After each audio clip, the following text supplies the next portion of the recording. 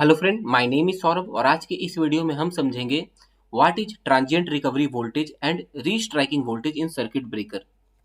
So friend, circuit breaker का use हम high voltage system में करते हैं, जिसका काम होता है कि कोई भी वोल्टेज को, कोई भी सर्किट को ब्रेक करना। तो जब भी सर्किट ब्रेकर जब ओपन होते हैं, कोई भी लाइव सर्किट को ब्रेक करते हैं, तो वहां पर आर्क जनरेट होते हैं। अभी फ्रेंड, आर्क क्यों जनरेट होते हैं हमने लास्ट वीडियो में देखा था कि जो भी एयर पार्टिकल्स होते हैं, may be electron, proton, neutron, जो भी एयर में होते हैं, वो आयोनाइज हो जाते हैं, जिसके कारण आर्क जनरेट होते हैं। और ये जो आर्क और वोल्टेज होते हैं, वो नॉर्मल करंट से काफी ज्यादा होते हैं। सो फ्रेंड, हम कभी भी ब्रेकर को देखें तो हम यहाँ पे दो चीजें समझ सकते हैं, arc current and arc voltage.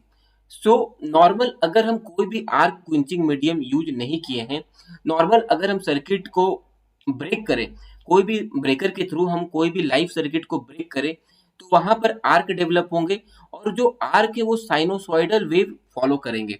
और जो आर्क वोल्टेज होते हैं, वो आर्क वोल्टेज इनवर्सली प्रोपोर्शनल होंगे आर्क करंट के। सो जो ये इक्वेशन है वो रहते हैं A is equal to A plus B by root I. So A is the arc voltage and I is the arc current और शॉर्ट सर्किट करंट। तो अब ये ग्राफ देख सकते हैं, ये जो साइनसॉइडल ग्राफ है ये शॉर्ट सर्किट करंट का है और आर्क करंट का इसमें बोल सकते हैं, आर्क करंट का है। एंड जो ये हाइपरबोलिक ग्राफ आप देख सकते हैं, ये है आर्क वोल्टेज। तो आप देख सकते हैं जहां पर हमारा करंट मैक्सिमम है, वहां पर जो आर्क वोल्टेज है वो मिनिमम है, और जहां पर करंट जीरो हुए हैं, वहां पर जो वोल्टेज है वो मैक्सिमम है।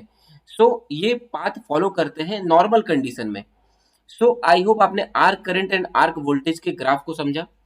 सो फ्रेंड, जब भी हम आर्क एक्सटिंग करने का, आर्क एक्सटिंग्यूश बुझाने का जब भी कोशिश करते हैं, तो उस वक्त हम जो वोल्टेज को और करंट को हम डिस्टर्ब करते हैं।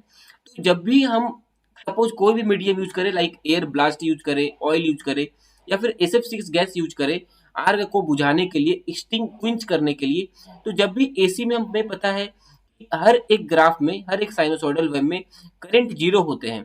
तो जब भी यहाँ पे करंट जीरो होंगे, हम सपोज हम SF6 गैस का यूज कर रहे हैं, तो यहाँ पर हम आर्क को बुझाने की कोशिश करेंगे।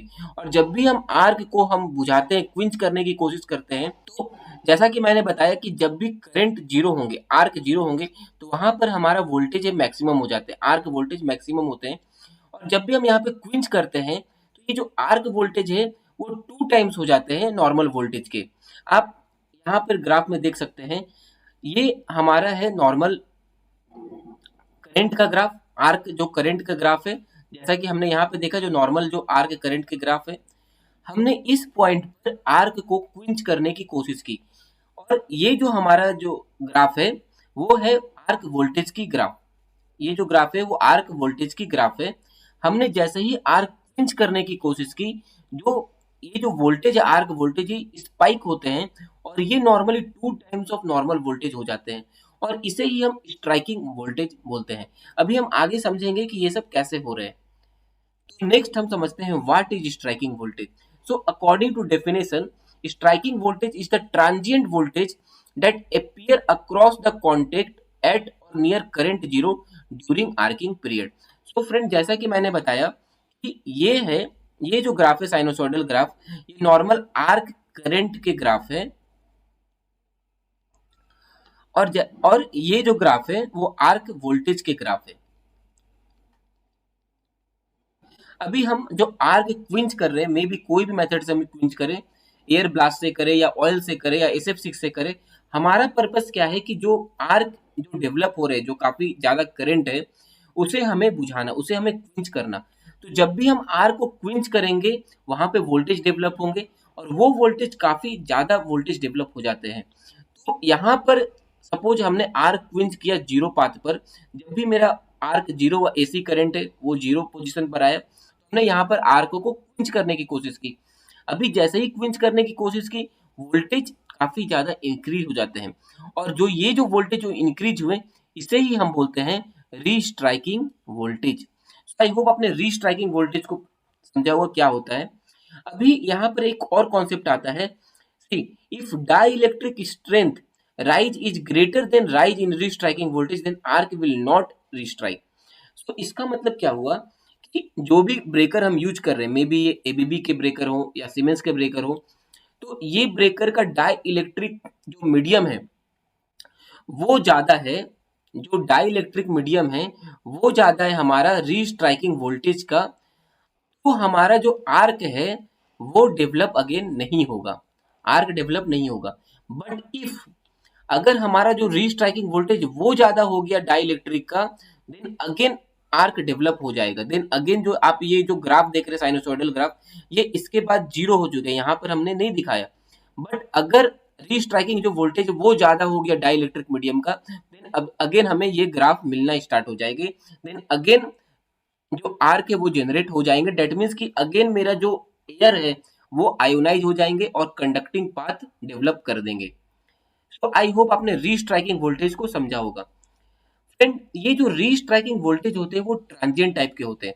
डेट मीन्स कि जो इसके फ्रीक्वेंसी होते हैं वो काफी ज्यादा होते हैं। तो इसे ही हम बोलते हैं transient voltage, transient restriking voltage. Next हम समझते हैं what is recovery voltage. So friend, अभी हमने पढ़ा restriking voltage.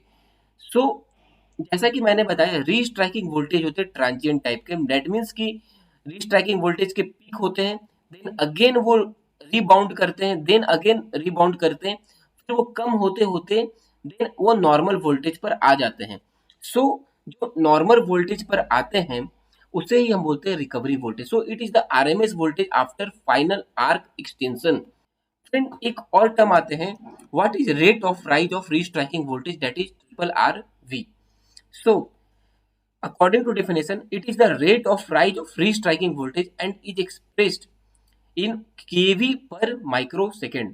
So, it may be defined as the slope of steepest tangent to the striking voltage curve. See, what is this?